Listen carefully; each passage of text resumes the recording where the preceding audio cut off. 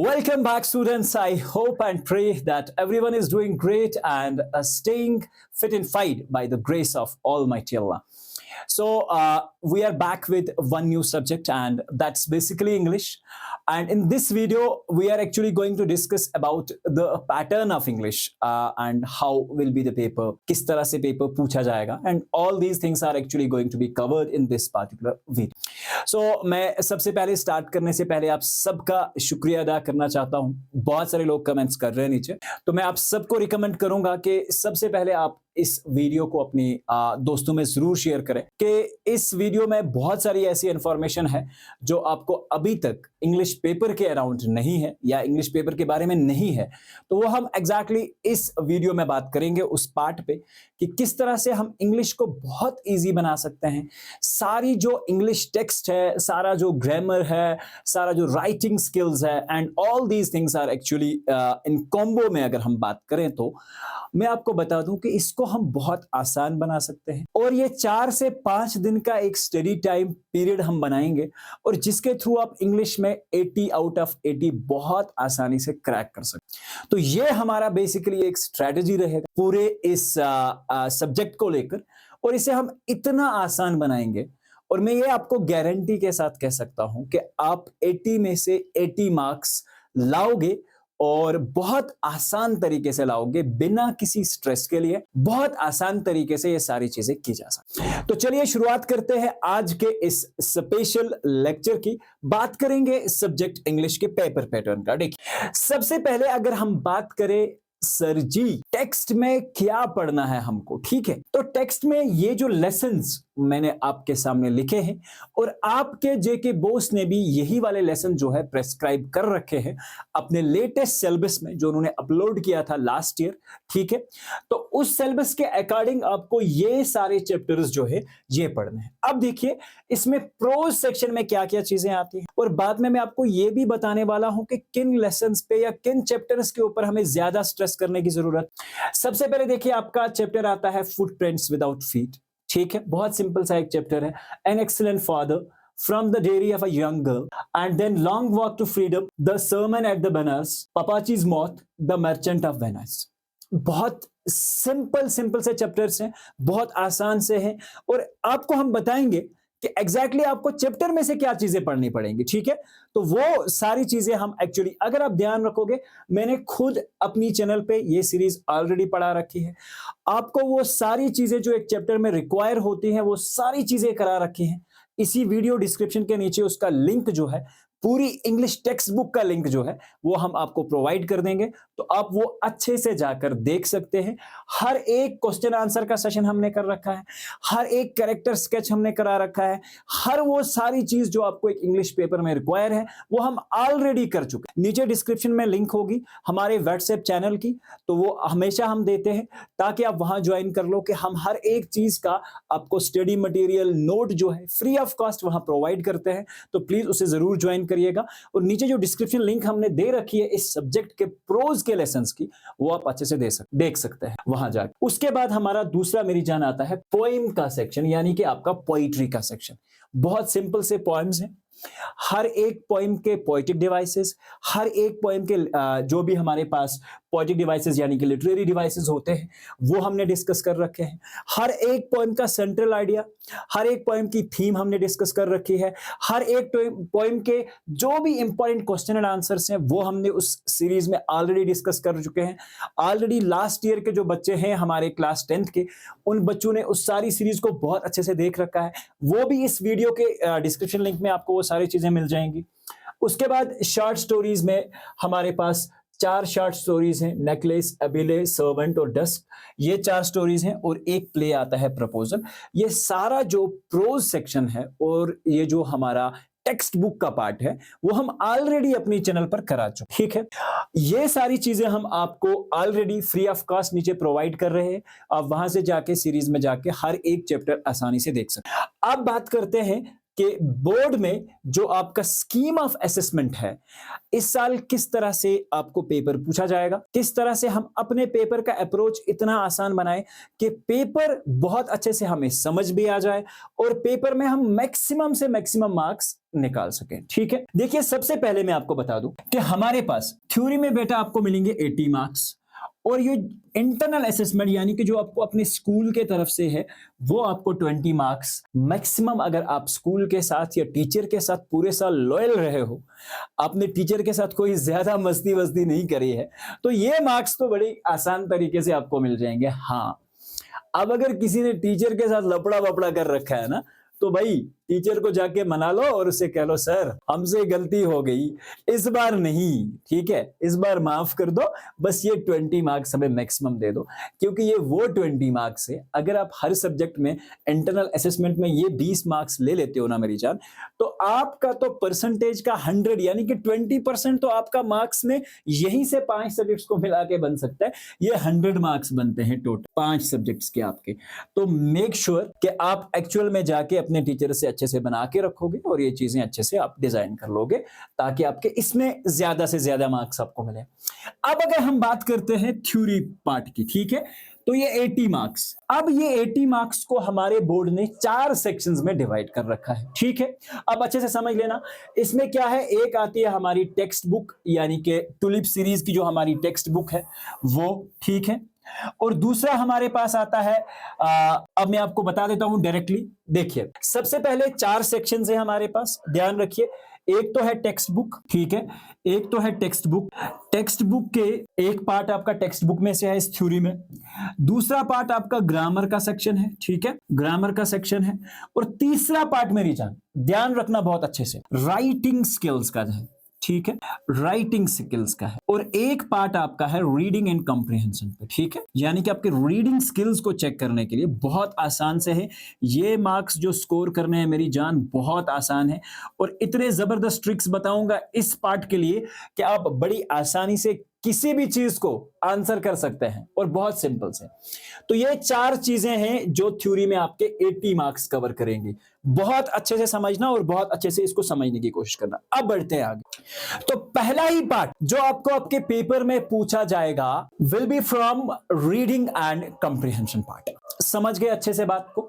देखिए सबसे पहला जो क्वेश्चन आपके एग्जाम में आने वाला है, ये जो रीडिंग एंड कॉम्प्रिहेंशन पार्ट है ये आपका 15 मार्क्स का है, 15 मार्क्स का। अच्छे से ध्यान रखें। पहला एक सीन स्टेंजा होगा from the poems to be attempted followed by the MCQ based comprehension, literary devices, inference from the prescribed textbook. अब आप क्या समझे यहां से कि भाई साहब ये वाला जो पार्ट है ये टेक्स्ट बुक में से आपको एक सीन स्टेंजा, किसी पोम के अंदर एक सीन स्टेंजा आपको बताया जाएगा और उस स्टेंजा के बेस पे ध्यान रखना क्या क्या चीजें पूछी जा सकती हैं। एमसीक्यूज पूछे जा सकते हैं, ठीक है, एमसीक्यू बेस्ड पूछा जा सकता है। लिटरेरी डिवाइसेस पूछे जा सकते हैं, कौन से लिटरेरी डिवाइसेस पूछे गए हैं, ठीक है, या इसमें कभी कभार आपसे यह भी पूछा जाता है कि इस पोम के अंदर कौन सा राइमिंग स्कीम यूज किया गया है। दूसरा अगर हम मैं बात करूं, इन्फेरेंस पूछी जा सकती है, कभी कभार किसी पोइम के रिलेटेड कुछ चीजें पूछी जा सकती हैं कि इस पोएम में ये पोएम किसको एड्रेस कर रही है, इस पोएम में ये बातें या ये लाइंस किसके लिए मेंशन करके हैं, या ये पोएम जो है हमारे पास ये किस चीज को मेंशन कर रही है। तो इस तरह की चीजें पूछी जा सकती हैं। ये आएगा आपका टेक्स्ट बुक के अंदर से और इसके आपको मिलेंगे बहुत आसान से 5 मार्क्स। और ये निकालना बहुत आसान है। मैंने अपनी हर एक जो पोएम पढ़ा रखी है टेक्स्ट बुक में, मैंने हर एक चीज को डिस्कस कर रखा है। लिटरेरी डिवाइसेस कौन से आएंगे वो सारी चीजें मैंने हर एक टॉपिक के साथ साथ क्वेश्चन एंड आंसर्स में डिस्कस कर रखा है। तो प्लीज जाके उसे अच्छे से देखिएगा। उसके बाद आता है एक अनसीन पैसेज। अब अनसीन पैसेज का क्या मतलब होता है, ये पैसेज आप अपनी जिंदगी में वहां पहली बार देख रहे होंगे। अनसीन का मतलब क्या होता है कि आपकी टेक्स्ट में से नहीं पूछा जाएगा। सबसे पहली बात, अगर ये अब टेक्स्ट में से नहीं है तो ये किसी भी कॉन्सेप्ट के ऊपर हो सकता है। जैसे importance of discipline last year पूछा गया था, डिसिप्लिन के ऊपर हमें क्या क्या करना चाहिए, इस तरह की सिचुएशंस पूछी जाती हैं। और ये बहुत अच्छा खासा एक पैराग्राफ होता है, 400 to 500 वर्ड्स का एक पैराग्राफ होता है। अब इसको एक चीज का आपको अच्छे से ध्यान रखना, कभी कभार क्या होता है, मैं आपको एक ट्रिक बता देता। कभी कभार मान के चलो ग्लोबल वार्मिंग के ऊपर आपसे एक पैराग्राफ पूछा गया। अच्छे से समझना बात को, मैं क्या कहना चाह रहा हूं। ग्लोबल वार्मिंग के ऊपर आपको एक पैराग्राफ दे रखा और बाद में आपको नीचे आके एक पैराग्राफ पूछा जा रहा है कि आप ग्लोबल वार्मिंग के ऊपर पैराग्राफ लिखिए। ऐसा भी बहुत सारा हुआ है, 2023 में ये चीज हुई है कि आपसे जो पैराग्राफ पूछा गया था, नीचे उसी पैराग्राफ को आप राइटिंग, आपके पास तो लिखा बना हुआ पैराग्राफ ऊपर पड़ा था, आप अगर आपके पास ऐसे याद नहीं था बड़ा तो आप इसको कॉपी भी मार सकते थे। ये भी सिचुएशंस आपके पेपर में होंगी, इनको देखना पड़ेगा कि क्या ऐसा ही है, मेरे पास ऊपर अनसीन पैसेज दे रखा है, क्या नीचे जो मुझे पैसेज लिखने के लिए बोला गया, क्या इसका और उस पैसेज का टॉपिक सेम तो नहीं है, या क्या ऐसा टॉपिक है जिसमें से मैं कुछ चीजें या कुछ सेंटेंसेस उसमें जोड़ के अपने ऐसे को इफेक्टिव बना सकता हूं। थोड़ा टेक्निक का यूज करना है और दिमाग का अच्छे से यूज करना है। और इस पैसेज में क्या होगा, आपको एक अनसीन पैसेज दे रखा होगा 400 से 500 वर्ड्स का, ठीक है। और इन 400 से 500 वर्ड्स में से आपको एमसीक्यूज ढूंढने हैं, ठीक है। और एमसीक्यू में क्या पूछा जाएगा, क्वेश्चन आंसर्स पूछे जाएंगे। और सबसे पहले आपको एक सूटेबल टाइटल देना पड़ेगा इस पैसेज को, ठीक है। पैसेज का टाइटल नहीं दे रखा होगा, और जनरली अगर आपके पास सर टाइटल नहीं दे रखा होगा तो आपको इतना तो सेंस होगा अच्छे से कि ये पैसेज किस चीज के बारे में बता रहा है, तो उस चीज के रिलेटेड कोई भी एक टॉपिक, एक टाइटल आप दिमाग में सोच सकते हैं। और जरूरी नहीं है कि आपने इसका टाइटल कुछ एक दे दिया, आपके फ्रेंड ने दूसरा दे दिया, तो आप ये सोच समझ के बिल्कुल नहीं बैठ जाओगे कि सर मैंने तो ये दिया, फ्रेंड ने वो दिया, अब उसका सही होगा मेरा सही होगा। एक पैसेज के एक से ज्यादा टाइटल्स हो सकते हैं, तो इस कंफ्यूजन में भी आप नहीं पड़ोगे कि नहीं भाई इसके लिए एक ही पार्टिकुलर टाइटल आएगा, ठीक है। तो ऐसा जरूरी नहीं है कि आपने जो टाइटल दिया वो गलत हो जाएगा, किसी और ने जो टाइटल दिया वो गलत हो जाएगा। आपको अपने पॉइंट ऑफ व्यू से देखना है कि इसमें मैक्सिमम किस चीज के बारे में बात हो रही है, तो उसके हिसाब से आप इसका एक टाइटल देंगे। उसके ऊपर आपसे एक वन वर्ड सब्स्टिट्यूशन पूछी जाती है, यानी कि एक पैसेज दे रखा होगा, पैसेज में एक वर्ड दे रखा होगा, क्विकली आपको मेंशन किया होगा कि आप बताइए इस पैसेज के अंदर कौन सा ऐसा वर्ड है जो मीन कर रहा है क्विकली के हिसाब। सपोज मान के मैंने एक एग्जांपल ले लिया, आपको इस वर्ड का ऐसा राइमिंग या साइनोनियम ढूंढना है, किसके अंदर, अपने वर्ड के अंदर, अपने पैसेज के अंदर, जहां पे आप इस चीज का मीनिंग फाइंड आउट कर सकते हैं। तो रीडिंग स्किल्स यहीं से तो चेक होंगी मेरी जान, समझ रहे हो बात को अच्छे से।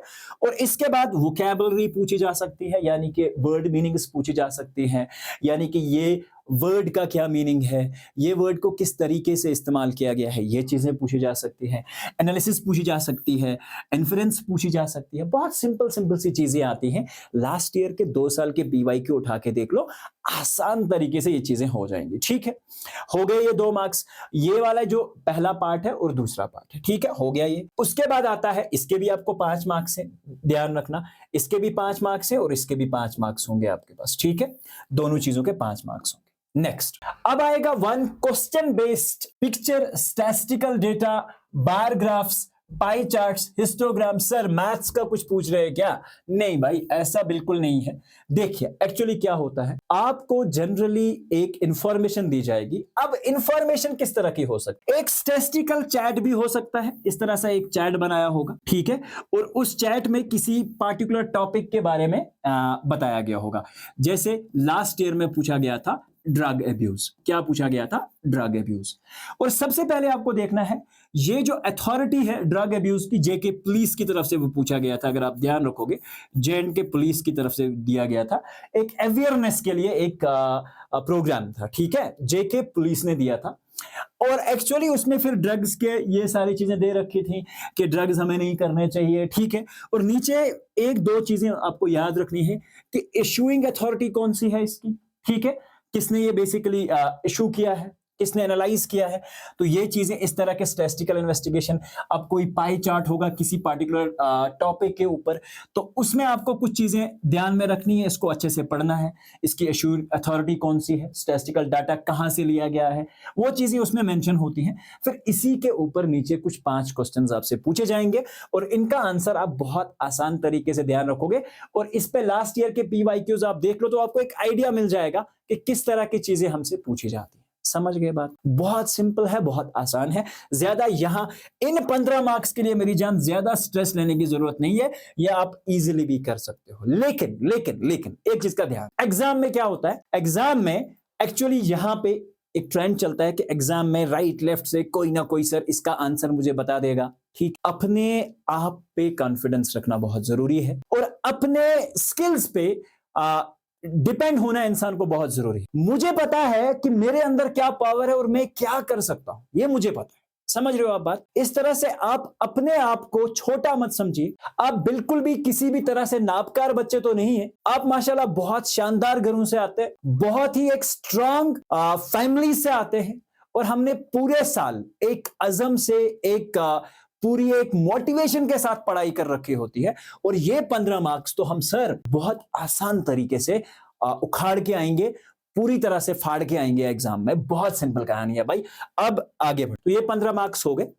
उसके बाद ग्रामर के बड़े चर्चे हैं यार, ग्रामर के बड़े चर्चे हैं। सर ग्रामर पढ़ा दो, ग्रामर पढ़ा दो, ग्रामर ऐसा कर दो, ग्रामर को आसान बना दो। देखिए मेरी जान, एक बहुत सिंपल कहानी बता दूं, ठीक है? अगर आप यहां पे ग्रामर की बात करेंगे ना, ग्रामर की बात करेंगे ना, मैं आपको एक सजेशन देता हूं, ठीक है? मे बी आप मुझसे भी बेटर सोच सकते हैं इस अप्रोच को, लेकिन मैं यहां पे आपको बताऊंगा। आपको मॉडल्स का टॉपिक पढ़ना है, आर्टिकल्स पढ़ना है, रिलेटिव क्लास पढ़ना है, टेंसेस पढ़ना है, नरेशन और पंक्चुएशन, ये सारी चीजें पढ़नी पड़ेंगी सर। बिल्कुल सर, पढ़नी पड़ेंगी।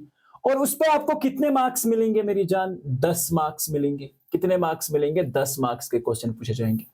और उसमें से देखिए, अगर मैं आपको बताऊं, इतनी चीजों में से ध्यान रख, नरेशन में से, इतनी चीजों में से ये 10 मार्क्स आपको मिले, ठीक है? और अगर इनको अब हम अच्छे से समझे, देखिए, एक आपको पैसेज मिलेगा जिसमें ब्लैंक्स होंगे, ठीक है? ब्लैंक्स होंगे, filled by using appropriate articles, models उसमें पूछे जा सकते हैं, रिलेटिव प्रोनाउंस वगैरह पूछे जा सकते हैं। इसमें आपको एक्चुअली सूटेबली जो भी आपका आंसर मिले, जिसके हिसाब से आपको यूज करना है, वो आप कर सकते हैं, ठीक है? हमारी चैनल पे ऑलरेडी क्लास 10th का इंग्लिश का ग्रामर लास्ट ईयर जो पढ़ाया है, कोई चेंज नहीं है उसमें, ठीक है? ऑलरेडी लास्ट ईयर का जो पढ़ाया हुआ ग्रामर पार्ट है, वो ऑलरेडी हम आपको यहां नीचे डिस्क्रिप्शन लिंक में दे देंगे, वहां से जाके आप बड़ी आसानी से ये दे सकते हैं।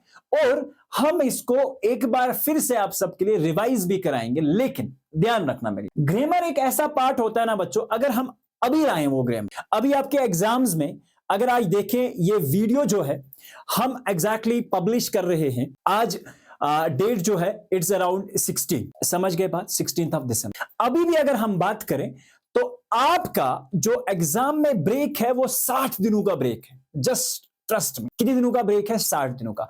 मैं सबको ये रिकमेंड करूंगा मेरी जान कि अगर आपको ग्रामर पार्ट पढ़ना है तो go for the grammar in last 15 days only. Last के 15 डेज में ग्रामर को पढ़िए, उसको रिवाइज करिए। फिर अभी से अगर आप ग्रामर पे ज्यादा फोकस करेंगे तो ग्रामर के तो सर 10 मार्क्स हैं, तो मतलब आप 70 को गोली मार रहे हैं। 70 मार्क्स जो बड़े आसानी से हम कर सकते हैं, उसको आप उस पे स्ट्रेस ना देके अगर इन झंझटों में फंस जाओगे तो एक्चुअली टाइम तो लगेगा। लेकिन मैं आपको क्या रिकमेंड करूंगा कि लास्ट के दिनों में जब एग्जाम बहुत क्लोज हो तो इनमें से कुछ पार्ट्स पे आप फोकस करके बड़ी आसानी से इसे कैच कर सकते हो और वो भी 2 या 3 दिन के अंदर ये सारा पार्ट आप कवर कर सकते हो। लेकिन अगर अभी से स्ट्रेस लेना स्टार्ट किया कि सर ग्रामर, तो ग्रामर आपको एग्जाम तक फिर से भूल जाएगा, फिर से रिवाइज करना। समझ गए बात? तो इसके लिए मेरा सजेशन यही रहेगा, ग्रामर हम ऑलरेडी पढ़ा चुके हैं।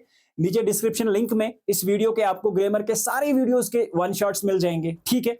लेकिन आपको इस पार्ट को हम रिवाइज कराएंगे और बिल्कुल एग्जाम के बिल्कुल क्लोज, यानी कि एग्जाम से दूर नहीं।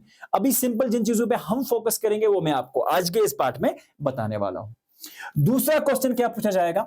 One passage given in direct. पहले हमें सेंटेंसेस बोले जाते थे क्लास 10th की इंग्लिश में, सेंटेंस को चेंज करना बड़ा आसान होता था, लेकिन अब पैसेज पूछी जाती। और इसके ऊपर मैं 10 से 12 पैसेज ऐसे लेके आऊंगा जो आपको पूरा ये टॉपिक जो है अच्छे से क्लियर करा देंगे कि कैसे एक पैसेज को अगर डायरेक्ट में दिया गया हो तो इनडायरेक्ट में कन्वर्ट कर दे, और इनडायरेक्ट में दिया होगा तो डायरेक्ट में कन्वर्ट कर दे। बहुत आसान तरीके से समझा दूंगा, बहुत सिंपल तरीके से, ठीक है? और ये आपका बहुत आसान तरीके से 3 मार्क्स का कॉन्सेप्ट है, बड़ी आसानी से हो जाएगा। बहुत स्ट्रेस लेने की यहां जरूरत नहीं। उसके बाद एक पेपर आता है पंक्चुएशन बेस्ड पे। अगर आप देखोगे एक पैसेज आता है आप पे स्टोरी या पैराग्राफ जिसे हम एडिटिंग करते हैं, कहाँ कामा लगता है, कहाँ ये सारी लगती है, वे इस पार्ट में से पूछा जाता है। और अगर यहां से देखें, देखिए अब समझने वाली बात है, मैं आपको सिंपल एक लॉजिक बता रहा हूं। पंक्चुएशन पे 4 मार्क्स आपके हो जाएंगे, पंक्चुएशन पे 4 मार्क्स। और यहां से अगर आप बात करोगे,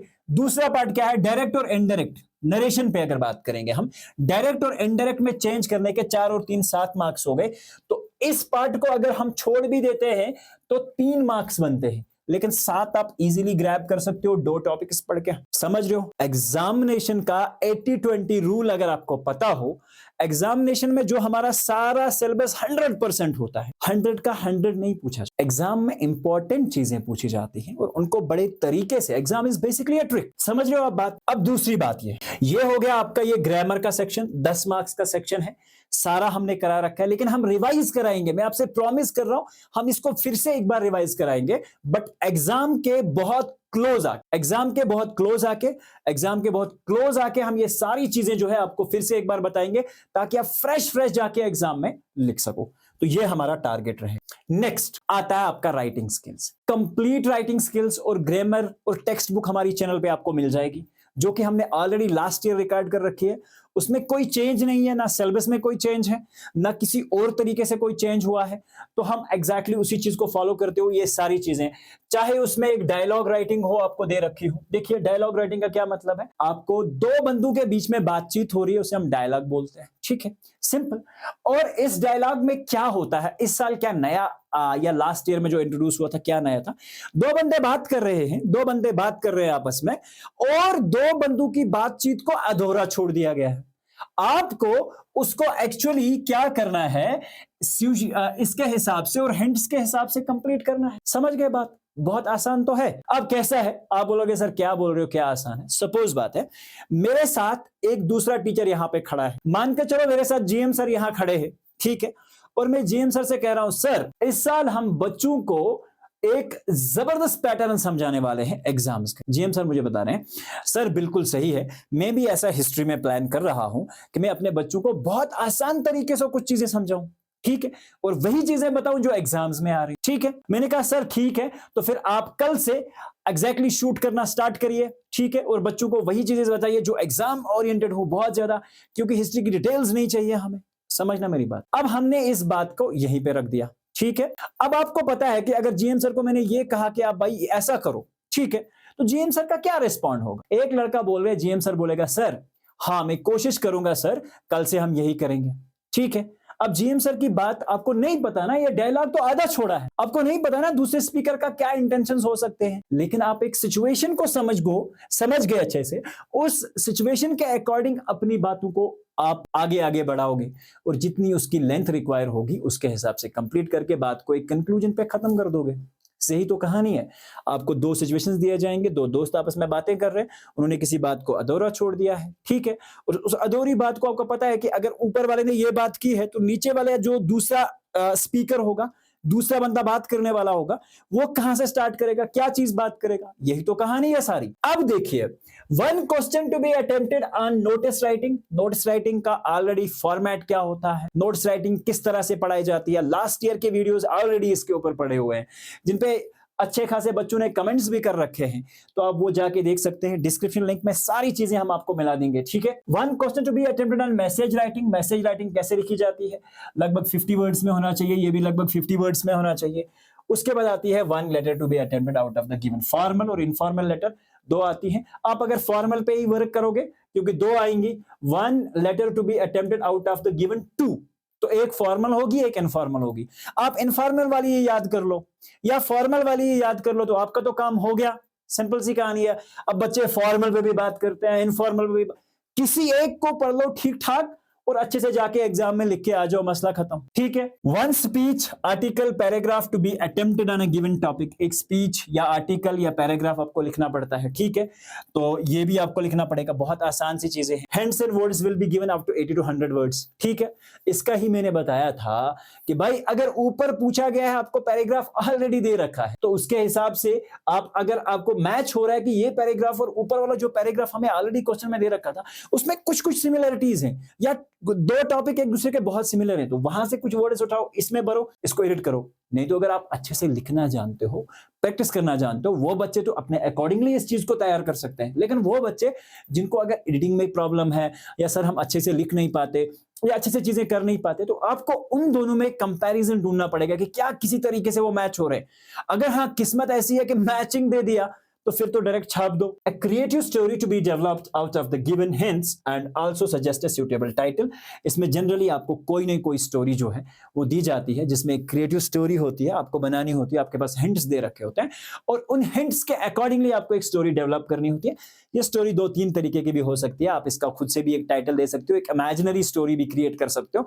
इट इज नॉट लाइक कि वो कहीं पे होनी चाहिए सर ऐसी स्टोरी, नहीं। आप अपने दिमाग से भी एक स्टोरी को क्रिएट करके मैनिपुलेट कर सकते हो, उन वर्ड्स का यूज करके जो हिंट्स वहां दे रखे होंगे। तो ये बहुत आसान है, इस पे ऊपर हमने ऑलरेडी लास्ट ईयर बहुत अच्छे से वीडियोस बनाए हैं, तो आप अच्छे से देख सकते हो। उसके बाद आता है मेरी जान लिटरेचर। देखिए लिटरेचर के कितने मार्क्स है आपके पास? 30 मार्क्स। और पहला क्वेश्चन जो स्टेंजा बेसिक पूछा गया था वो आता आपके टेक्स्ट से, यानी कि वो और ये लेकर, तो अगर हम बोलें तो टोटल 35 मार्क्स के अराउंड आपकी टेक्स्ट बुक से आते हैं। तो ये ध्यान रख लो। इसमें सबसे पहले देखिए मैं इसकी बात करूंगा भाई। इसमें से अगर आप अच्छे से ध्यान रख लोगे, इसमें से अच्छे से ध्यान रख लोगे, ये प्ले है हमारे पास, और ये अकेला प्ले ही आपको 6 मार्क्स देगा। एक प्ले है, ओनली वन प्ले। प्रपोजल को आप अच्छे से पढ़ लो, ठीक है। और प्रपोजल में से आपको 2 लॉन्ग आंसर टाइप क्वेश्चंस पूछे जाएंगे, और 2 में से सिर्फ एक का आंसर करना है, और एक 6 मार्क्स का होगा। समझ गए आप बात को अच्छे से, ठीक है। उसमें आपको किसी सीन के बारे में, किसी प्लॉट के बारे में, किसी सिचुएशन, इवेंट, आयरनी के बारे में, ये सारी चीजें हमने क्वेश्चन एंड आंसर सेशन। देखो इस प्रपोजल प्ले को अगर पढ़ने बैठ गए तो बहुत कंफ्यूजन होने जा रहे हैं, ठीक है। मैं आपसे यही रिकमेंड करूंगा, इसके क्वेश्चन आंसर सेशन अच्छे से देख लो, अच्छे से वीडियोस देखिए भाई। मैं यही, आप बोलोगे सर बार बार रिकमेंड कर रहे हो, ज्ञान रखो, ज्ञान जहां कहीं से भी ज्ञान मिल रहा हो मेरे बच्चों, पढ़ो। समझ रहे हो बात? कहीं से भी आपको कोई भी टॉपिक अच्छा लग रहा है, किसी भी यूट्यूब चैनल पे है, अपने लिए सोचो, ठीक है। किसी के लिए मत सोचो, अपने लिए पढ़ो, कहीं से भी पढ़ो, बट तुम पढ़ो, ये मेरा मोटिव रहेगा, ठीक है। कोई प्रमोशन या कोई चीज मैं एक्चुअली यहां अपडेट कराने आपको नहीं आया हूं, मैं आपको ये चीज बताने आया हूं कि अपने लिए पढ़ो और अपने लिए सोचो। आप किसी मुकाम पे खड़े हैं तो कल आपके साथ 10 और लोग खड़े होंगे, और आपकी वजह से 10 और लोगों के घर में चूल्हा हांडी जल रही होगी। ये लाइफ का मोटिव होना चाहिए। समझ रहे हो बात? अकेले तो कुत्ते भी जिया करते हैं, ठीक है, लेकिन अगर जीना है तो दुनिया को साथ लेके जीना पड़ता है मेरी जान। तो ये चीज याद रखोगे। बहुत सिंपल सी कहानी है, एक प्रपोजल है, और एक प्रपोजल में से 6 मार्क्स पूछे जाएंगे। प्रीवियस ईयर क्वेश्चंस उठा लो, ट्रिक बता रहा हूं, कसम से उसी में से आ जाएगा इस साल भी, ध्यान रखना।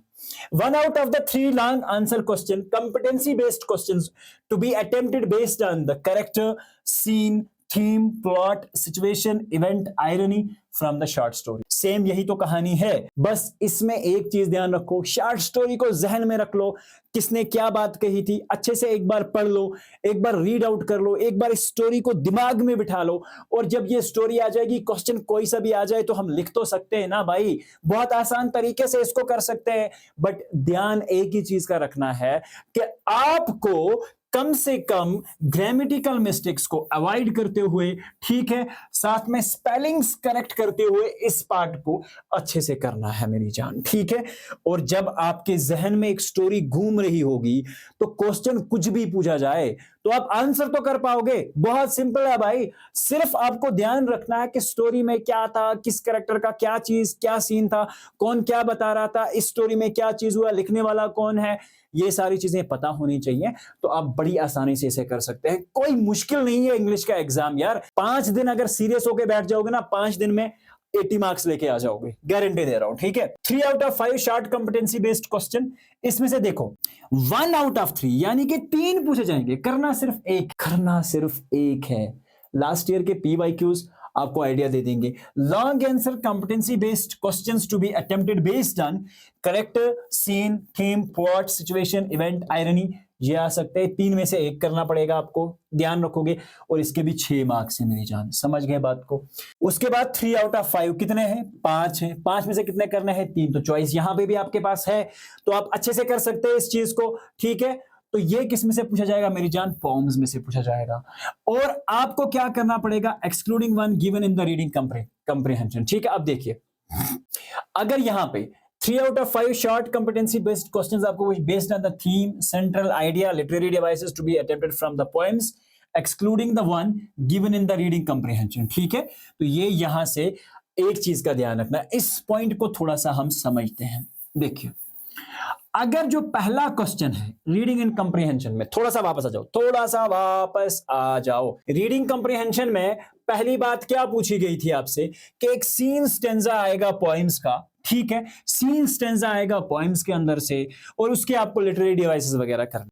ये पोएम्स में से अब क्वेश्चन आंसर नहीं आएंगे, लेकिन आप बोलोगे सर इन्होंने बताया तो नहीं है कि इस वाली पोम आप स्टेंजा में कौन सी पोम पूछने वाले हो। मतलब क्या है, तो पोम्स तो पढ़नी पड़ेंगी। तो मतलब यही कह रहा है कि अगर इस यहां किसी मान के चलो यहां मिरेकल्स, आपका जो मिरेकल्स वाला पोम है उसमें से पार्ट पूछा गया। ठीक है, तो मतलब यहां पे जो क्वेश्चंस होंगे, अब ध्यान रखो, यहां पे जो क्वेश्चंस होंगे उसमें आपको मिरेकल्स के अंदर से कोई भी क्वेश्चन नहीं। अगर स्टेंजा किसी और में से आ जाता है तो उसमें से यहां कोई क्वेश्चन नहीं पूछा जाएगा। ये यही है, इस पॉइंट को आप अच्छे से समझ गए। 5 क्वेश्चन हैं, 3 करने हैं और हर एक के 3-3 मार्क्स आपको दे रखे हैं, तो 9 मार्क्स आपके यहां से कवर हो जाते हैं। 3 out of 5 based short story competency based questions to be attempted on the prose lessons of the prescribed text book। तो ये भी आपको टोटल 5 क्वेश्चंस मिलते and out of 5 you have to only attempt 3 questions and you can easily score the rest of the marks। I hope कि आपको ये सारी चीजें अब अच्छे से क्लियर हो चुकी हैं। ठीक है, हमने एक्चुअल में ये सारी चीजें ऑलरेडी आप लोगों को बता रखी है। ठीक है, इसको सारे पार्ट को हम रिवाइज कराएंगे। ठीक है, कोशिश करेंगे हम कि बुक के हम 3 मैराथन्स करें। ठीक है, 3 मैराथन्स एक पार्ट में तो पॉसिबल नहीं है, तो हम एक्चुअली प्लान कर रहे हैं, तो चीजें एग्जाम्स के बहुत क्लोज आके होंगी। ठीक है, तब तक जो हमने ऑलरेडी पढ़ा रखा है वो सारी चीजें, उन्हीं चीजों को हम रिवाइज कराएंगे। ठीक है, हम अपने व्यूअर्स के लिए नहीं बोल रहे कि भाई हम लाएंगे तो आप देखना, नहीं, हम ऑलरेडी उस पर एक अच्छी खासी मेहनत कर चुके हैं और वो ऑलरेडी आप तक पहुंच चुका है ऑलरेडी। ठीक है, तो उन चीजों का ध्यान रखिए। देखिए, इसमें बात आती है प्रोज की। प्रोज हम एक पार्ट में कवर करेंगे और उसके बाद पोइट्री आएगी, इसको हम आपको रिवाइज कराएंगे बट एग्जाम से 20 या 25 दिन पहले। ठीक है, ध्यान रखना। उसके बाद हमारे पास जो शॉर्ट स्टोरी और प्ले वाला पार्ट है, ठीक है, हम कोशिश करेंगे कि इसकी समरीज चैप्टर्स की आपको रिवाइज कराई जाए। शॉर्ट स्टोरी आएगी और साथ में ये सारी चीजें हम आपको बताने वाले हैं, साथ में आपका प्रपोजल वाला पार्ट जो है वो भी लेकर। ठीक है, तो ये हम आपको 3 लाइव मैराथन्स के अंदर ये करवा देंगे। ठीक है, तो या तो ये रिकॉर्डेड सेशंस भी मिल सकते हैं, अब डिपेंड करेगा सिचुएशन उस टाइम पे क्या होगी। ठीक है, अभी मैं आपको ऐसा नहीं बता सकता कि किस तरह से करेंगे, बट हाँ, प्रोज का एक कॉम्बो सेशन हम आपको देंगे, पोइट्री का एक कॉम्बो सेशन, और इसमें सारी चीजें कवर अप करेंगे हम। ठीक है, तो ये सारी चीजें आपको मिलेंगी।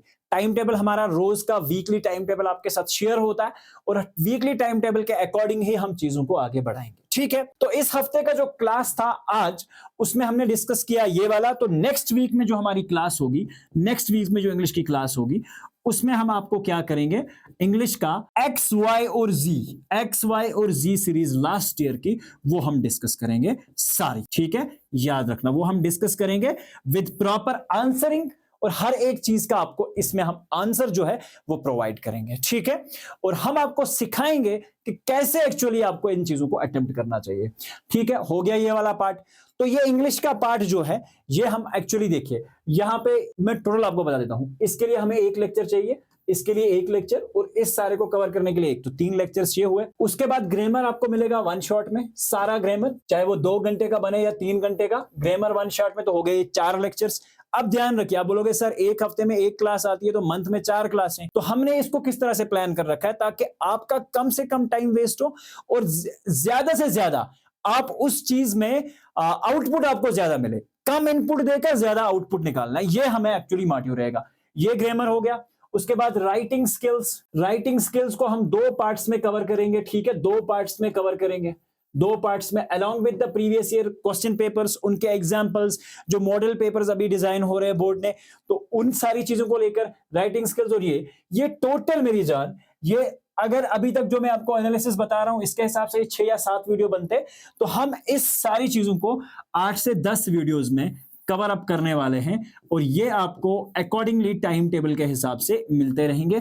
तो बिना किसी डर के, बिना डरे अपनी प्रिपरेशंस को कंटिन्यू करो और हम ये सारी चीजें आप तक पहुंचाएं। आई बात समझ? सो इसी पॉजिटिव नोट पे कि आप सब लोग पढ़ोगे और अच्छे से पढ़ोगे और आगे बढ़ोगे, हम आज का ये वीडियो करते हैं खत्म। मिलते हैं एक नए वीडियो में। Till then take care and God bless you always. Thank you.